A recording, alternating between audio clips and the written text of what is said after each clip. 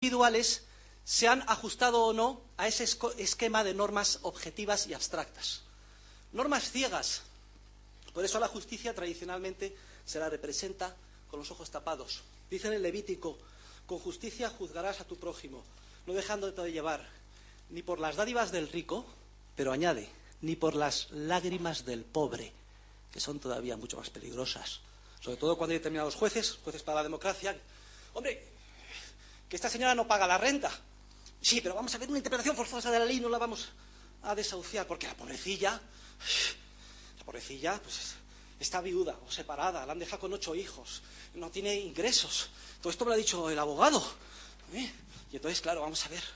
O sea, ha habido tal hurto en el Corte Inglés, libre, porque ya se sabe. Estoy poniendo casos concretos, la argumentación de la sentencia. Es que estas sociedades ya provisionan la previsión de hurtos y por tanto no les ha supuesto ningún daño.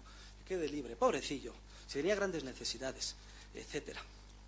Claro, en el momento en el que se violan los principios generales del derecho, la sociedad está perdida. Primero, cualquier demanda judicial, por alocada que sea, puede tener visos de éxito, si es que se logra influir emotivamente en el juez y tenemos un abogado lo suficientemente mañoso.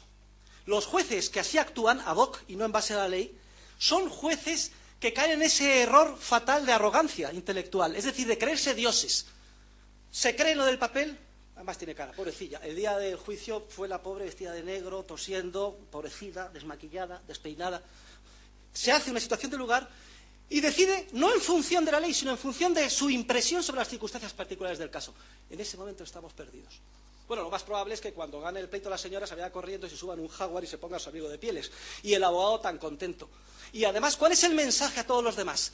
Demandemos siempre, porque a lo mejor tenemos suerte y sale adelante. ¿Y este qué efecto tiene? Se acumulan las demandas. Y hay un proceso de bola de nieve en el que, recargados cada vez de más peso, los jueces cada vez son más imperfectos en la emisión de sus sentencias, lo cual genera a su vez un efecto de retroalimentación de que, como hay una completa arbitrariedad, vayamos a ver si hay suertecilla. Desaparece la seguridad jurídica y se corrompe. Y cuando se hace el análisis del problema, ¿qué es lo que piden los ministros de Justicia? A ver, contéstenme, que acabo de explicar. ¿Qué piden? ¿Una reforma? ¿Que haya leyes más claras? ¿Seguridad jurídica? ¡No! Piden siempre más jueces, más medios, más presupuesto. Pero no es que sean malos, vuelvo a repetir, son como todos y cada uno de nosotros somos. Pero en última instancia, el daño peor, y lo dejo para el final, de corrupción del socialismo, el más perverso es ese efecto mimético que he comentado antes de pasada, que tiene el socialismo al ámbito de la acción individual. ¿El socialismo qué es? ¿Qué he dicho? Se detecta un problema. Siempre es algo muy atractivo, para la gente de buena fe, de entrada, pues ¿por qué no, no? Vamos a coger medios financiados con cargo a impuestos e imponer por la fuerza la solución.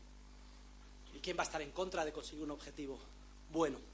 Pero se hace en un entorno de ignorancia. El que está arriba ni siquiera se da cuenta. Se cree que es Dios y que dispone de toda la información para hacerlo con éxito. Por tanto, decide ad hoc. Y entonces perturba el proceso empresarial y agrava los problemas.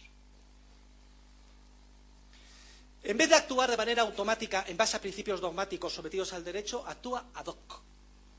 Y eso es lo que desmoraliza y corrompe más la sociedad. Porque ese esquema de decisión y de acción termina filtrándose en todas las capas sociales a nuestra acción individual. Hay un problema de terrorismo, gravísimo. Vamos a ver cómo se puede solucionar. Lo obvio. Que estos tíos son unos sinvergüenzas y se infiltran en un país extranjero, etcétera. Vamos a hacer nosotros una policía secreta. Pues que ya no, ¿cómo no se me había ocurrido antes? Y además me lo ha recomendado un político extranjero. Y entonces vamos a hacer una guerra sucia y aquí, ojo por ojo, diente por diente. Se reúne un comité y se decide. Y allí nadie hubo que diera un puñetazo en la mesa y dijera: no, señor, eso no se hace.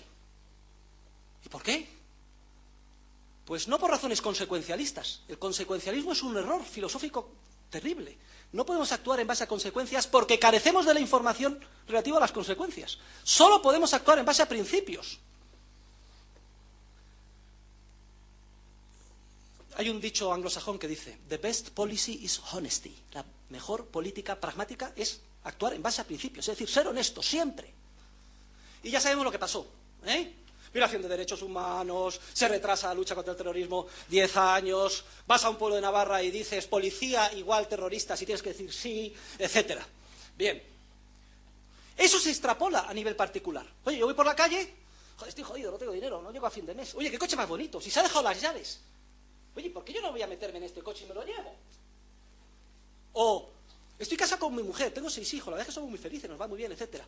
Pero la verdad es que, oye, esta alumna mía, 18 años, la verdad es que... Hombre, mira, yo no tengo nada contra ti, eres la mujer de mis hijos. Es más, te quiero mucho y soy muy responsable, etcétera. Pero, obviamente, tú y todos los demás entenderéis que me vaya con la joven. Decido ad hoc. Eso es lo que hace el socialismo. Porque en mi esquema de racionalización, fines y medios, creyéndome Dios, es la decisión óptima, violando los principios morales. Esta especie de parodia es para que veamos ese efecto de corrupción mimética que genera a nivel de toda la sociedad. Y por eso es especialmente peligroso el esquema socialista. Por tanto, yo creo que con esto, si va a haber luego preguntas, bueno, me gustaría terminar haciendo 2 o 3 referencias sobre los tipos de socialismo. El socialismo no solo es un error intelectual, sino que es una fuerza realmente antisocial, como no podía ser de otro modo, porque su más íntima característica consiste en violentar en mayor o menor medida la libertad empresarial de los seres humanos, en su sentido creativo y coordinador.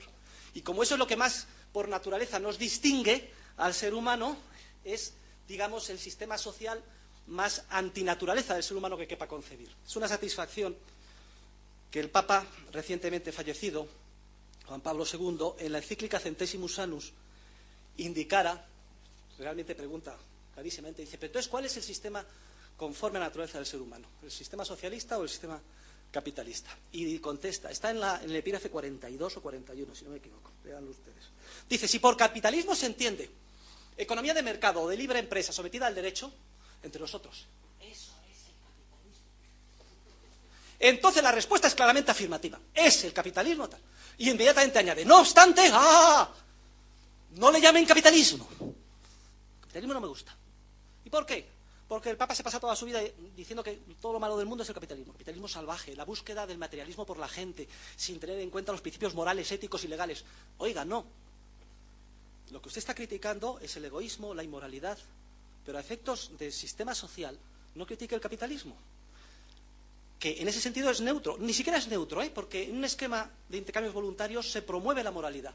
Yo te doy la mano en un contrato y si tú lo violas o no lo cumples, pues ya tienes un estigma social. Y hay que saber lo que está bien y lo que está mal. Y eso se fomenta, en vez de la corrupción que fomenta el socialismo. Pero claro, era un papa de masas. Y a mí me parece muy bien y no lo condeno. Y las masas, como acaba de decir Ana de Palacio, están imbuidas del ideal socialista. Y parece que una manera de entrar muy fácil en ellas es decir, el comunismo, el socialismo y también el capitalismo salvaje. Y aquí el término medio que es lo bueno. No vamos a juzgar esas tácticas, pero en todo caso, a nivel científico, sí que las tenemos que poner de manifiesto. ¿Qué ha pasado con el socialismo hoy?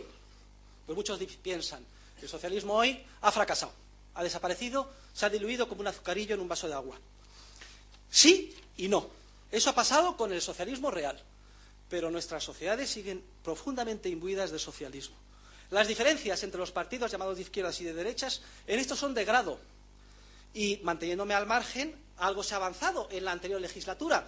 En el ámbito de la libertad, ¿en qué más se ha avanzado? Primero, desaparición de la esclavitud en pleno siglo XX. Servicio militar voluntario. Esa es la cosa más importante, que además el PSOE no quería. Reducción tímida de impuestos, principio del presupuesto equilibrado y alguna liberalización y privatización. Tampoco era para tirar cohetes, pero hay que ser conscientes que la inmensa mayoría de 10 millones, 11, 12 millones de votantes del partido que estuvo en el poder era socialista. Luego, entonces, poco más se podía hacer. La misión es nuestra, de los intelectuales, de los second-hand dealers of ideas, de los profesores en la universidad, de ir cambiando el espíritu y sobre todo de los jóvenes.